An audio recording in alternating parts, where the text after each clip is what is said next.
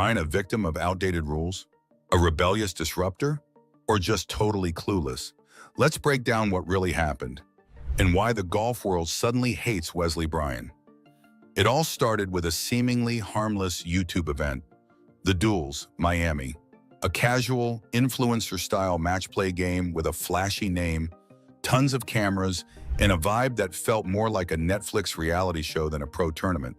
But under all that glitz was a deeper issue. This wasn't just any exhibition. It was live-backed.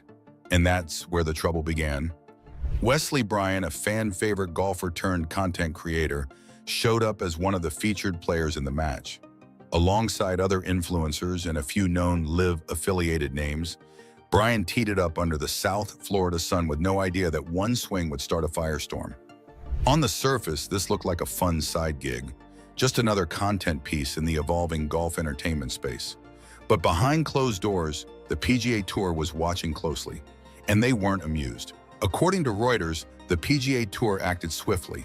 Not only did they classify the event as unsanctioned, but they also viewed it as a direct breach of tour regulations, the kind that require permission to play in outside events, especially ones with ties to rival organizations like Live Golf. The PGA's message was crystal clear. It doesn't matter if it's a tournament or a YouTube collab. If Live is involved, it's a line you don't cross. Bryan, known for his laid-back personality and self-deprecating humor, didn't exactly hide it either. The event was well documented online, with drone shots, mic'd-up banter, and behind-the-scenes clips that made their way around golf Twitter faster than a Rory drive. Golf.com reported that the match was already getting traction online even before the PGA dropped the hammer. Once they did, boom, the golf world exploded. What made this sting even more was that Bryan wasn't competing for prize money. He wasn't defecting, he was just there. But in today's tense PGA versus LIV landscape, even being associated is enough to get you benched. And in Wesley Bryan's case, that bench is now official. PGA Tour suspension confirmed. And this was only the beginning. The PGA Tour did not waste any time. Just days after the duels, Miami went live, and before the dust even settled on Twitter, the hammer came down. Wesley Bryan, who thought he was just having a good time with some fellow content creators, woke up to the cold reality of PGA bureaucracy. Suspension. Official. Immediate. According to Golf Digest, the tour ruled that Bryan had violated its strict guidelines regarding unsanctioned events. See, under normal circumstances, PGA players need written permission to play in anything that isn't a tour-sanctioned event. And that includes charity scrambles, money games, and apparently now, influencer-driven YouTube matches with live fingerprints on them. To make it worse, this wasn't some sneaky backdoor deal. The match was public, the cameras were rolling, live ties were known. And yet, Bryan showed up with a smile and a wedge, probably thinking this was no big deal, until it absolutely was. The response from the tour was swift, silent, and surgical. No press conference, no long-winded statements, just a cold letter and a clear message.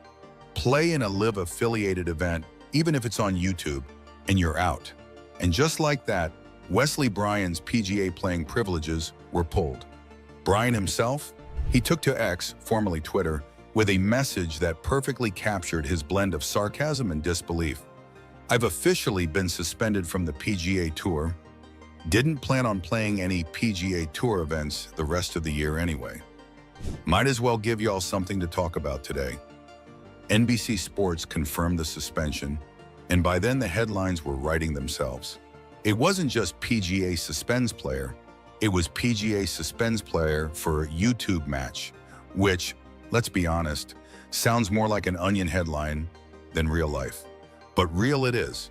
And with that one tweet, Bryan went from fringe tour guy to the newest face of the PGA versus LIV content war. The thing is, no one saw this coming, least of all him. And now the story was just getting started. The suspension was just a spark. The real fire came after, when golf fans, commentators, and even some fellow players started weighing in. Suddenly, Wesley Bryan wasn't just that tour guy who makes trick shots, or the fun content creator with a wedge and a GoPro. Now he was the guy who crossed the line. and depending on who you ask, he either broke a rule or broke loyalty. Let's be honest, we're in one of the most toxic, tense eras in golf politics. The PGA versus LIV war isn't just about where players tee it up. It's about brand image, moral high ground, and who's playing for legacy versus who's chasing bags. And whether Bryan meant to or not, stepping into a LIV-affiliated match, no matter how casual, looked like choosing sides. ESPN reported the reaction across social media, and it wasn't pretty. Some fans defended him, calling the suspension ridiculous. But others went straight for the throat. You don't get to eat at the PGA's table and then sneak off to LIV's backyard barbecue. You're either with us or you're with them. Playing influencer golf while pros grind it out week after week, that's weak. And while those comments might seem dramatic, they reflect a deeper frustration. PGA loyalists, players and fans have watched their tour get raided by LIV. Every crossover moment is seen as a betrayal. Even if you're not officially signing a LIV contract, even showing up to a LIV-tied event feels like you're opening the door. Then there's the influencer angle. Traditionalists hate it. Trick shots, YouTube antics, mic'd up tee boxes. It's golf, but not their golf. Bryan has always straddled that line between serious pro and online entertainer. This move just made that line collapse entirely. So here's the real question. Was this about a minor rule break or about protecting the brand war? Did Bryan get suspended for showing up or for showing who he's willing to stand next to? Either way, the hate came fast, and it hasn't cooled down since. If you know Wesley Bryan, you know he's not your typical tour pro. The moment news of his suspension broke, he didn't issue some polished PR statement or go silent. "Nope," he tweeted. "I've officially been suspended from the PGA Tour. Didn't plan on playing any PGA Tour events the rest of the year anyway." Delivered with a smirk, soaked in sarcasm, and sounding more like a YouTuber with a brand deal than a guy just handed a professional timeout. That tweet wasn't just a reaction, it was a vibe check. Bryan's never really fit the PGA Tour mold. He's a trick shot guy, a YouTube personality, a golfer who talks with fans like they're friends, not followers. Golf Digest has covered his transition in the past, from a solid tour player and RBC Heritage champ to a content-first creator following a rough patch of injuries and missed cuts.